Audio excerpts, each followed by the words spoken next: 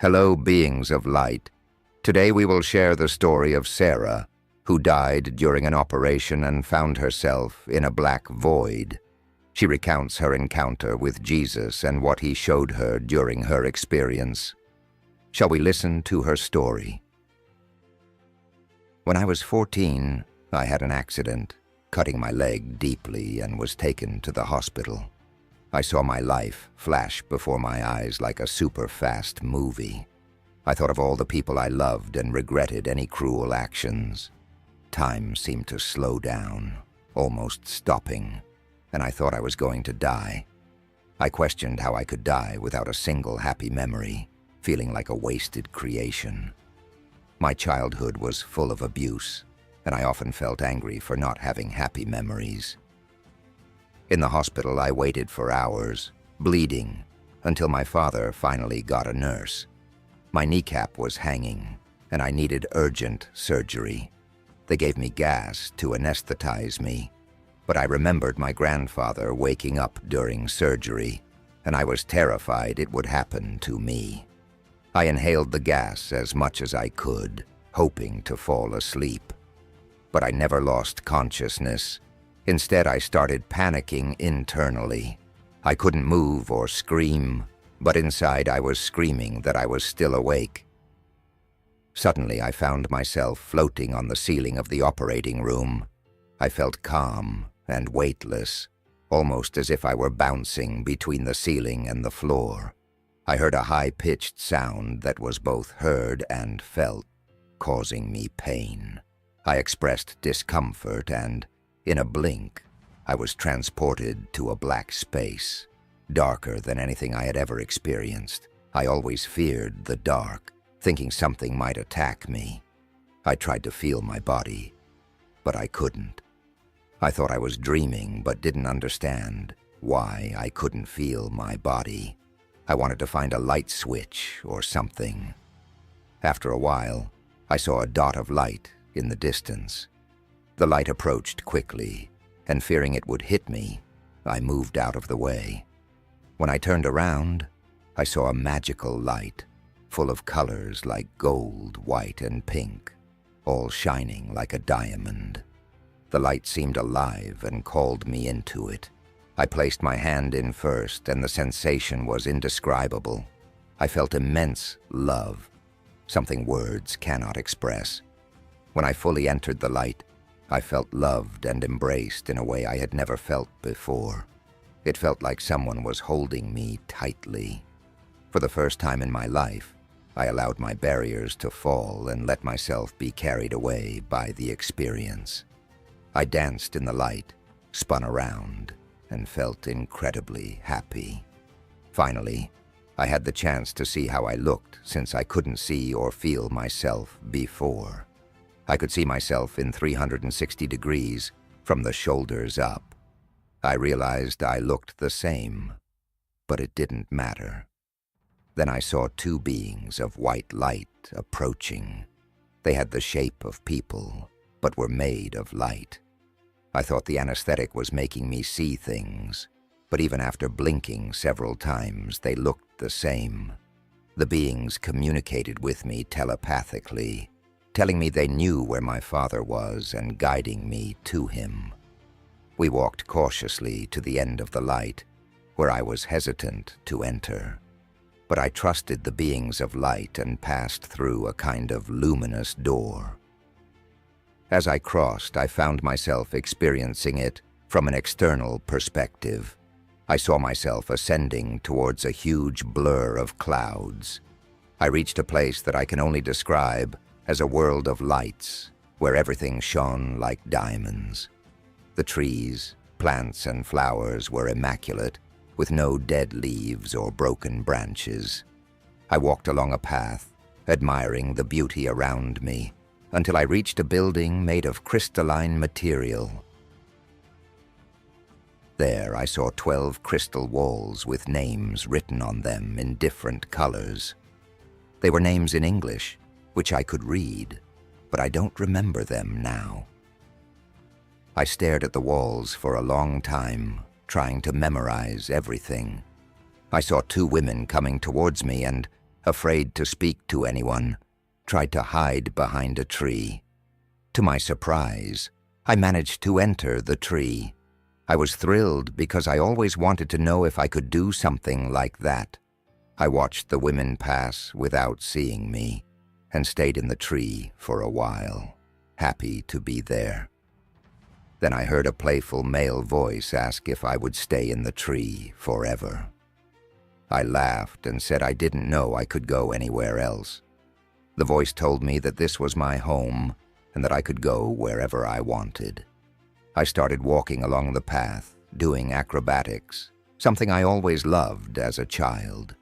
It felt like I did everything perfectly, something I never achieved before. I entered an office or room where the view was breathtaking. I could see Earth, beautiful and full of color, through a floor-to-ceiling glass wall.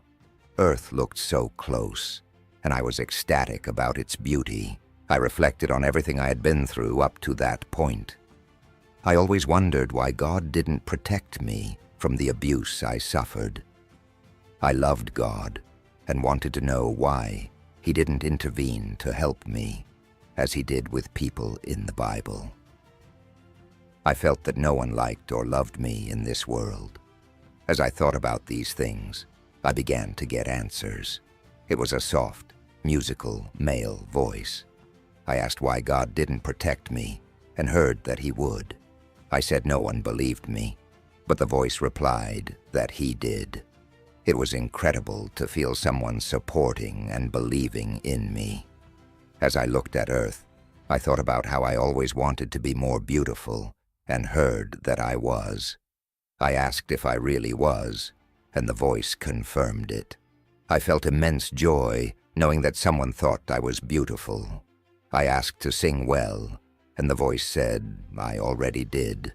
I wanted to be perfect, and the voice said I was. I asked if God loved me as He loved people in the Bible, and the voice said yes. Each answer I received made me feel lighter and loved. I felt that all the particles that made up who I was were exploding with love and joy. I said I just wanted to be with God, and the voice responded that I would be. As I turned around, I saw a beautiful man with an expression of pure love and joy. He was Jesus, and He hugged me so warmly that I felt like I was melting in His arms. We looked at each other for what seemed like an eternity. I asked Jesus if I had to sleep forever, and He laughed, saying no. Jesus told me that I would live forever, and that this place was my home. I felt indescribable happiness knowing that. Jesus asked if I wanted to stay or return to Earth. I said I didn't know what to do, but He replied that I should love and have fun. I said I loved everyone, and He smiled, saying He knew that. Still, I thought no one liked me on Earth. Jesus said I was loved, even if I didn't feel it. When I asked Him to come back with me, He said yes without hesitation. I was so happy that I couldn't express it in words. We were brought back to Earth in a way that felt instant, but I knew we traveled a great distance. I saw a flash of light, and then we were in space, above Earth. I paused to take one last look around before returning to my body. I felt at peace, floating, and a gentle breeze passed over me. It was so pleasant that I wanted to remember that feeling forever. As I re-entered my body, it was strange and uncomfortable. I felt like I was adjusting to a hollow shell. Finally, I reconnected with my body and spoke, asking for a mint. The nurses told me I could only have ice. I was taken to my room, where my father was waiting. I looked around, searching for Jesus, but I didn't see Him. I continued to wait to see Him again, knowing that He would always be with me in spirit. The experience changed my life forever, and now I know I am loved and special in God's eyes. While waiting for my recovery, I spent a lot of time reflecting on everything that had happened. I knew my life would never be the same.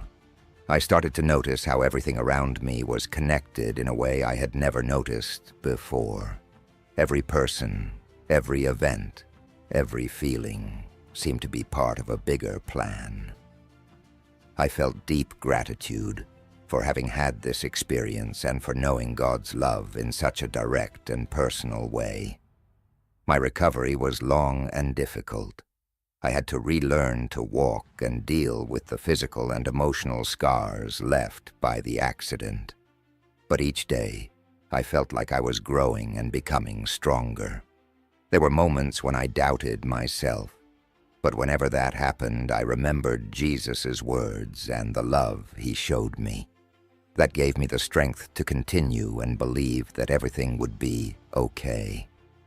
During this time, I started sharing my experience with others. At first, it was hard. Many people were skeptical or didn't believe me. Some even mocked my story. But over time, I found people who were willing to listen and who had also gone through similar experiences.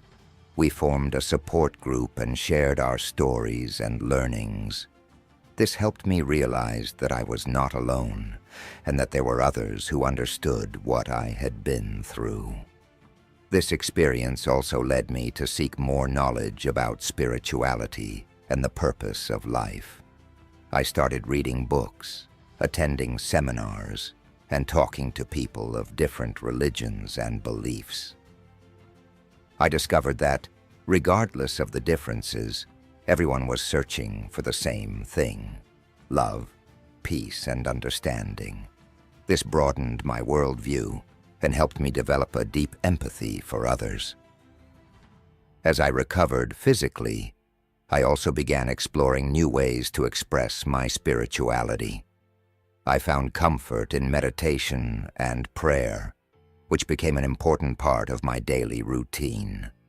These practices helped me maintain the connection with the love and peace I felt during my near-death experience. I also started practicing yoga, which helped strengthen my body and mind. In time, I felt called to help others in a more meaningful way.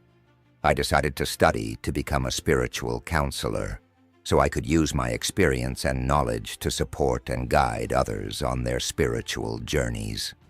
I went back to school and dedicated myself to my studies with a new purpose and determination.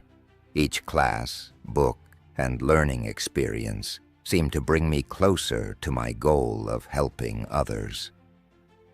After graduating, I started working as a spiritual counselor in a local community. Helping people find their own path to peace and understanding became my passion. I felt fulfilled every time I could make a positive difference in someone's life. I also began giving talks and workshops, sharing my story and the lessons I learned along the way. Life, of course, still presented challenges. There were moments of doubt and difficulty, but whenever I faced these moments, I remembered the light and love I felt during my near-death experience. That gave me the strength and courage to keep going, knowing that no matter what happened, I was never truly alone. My journey since that day in the hospital has been long and transformative. I went from a scared, traumatized teenager to a strong, compassionate woman dedicated to helping others and sharing God's love. Every step of this journey taught me something valuable about myself and the world around me. Today, looking back, I feel deep gratitude for everything I've lived through.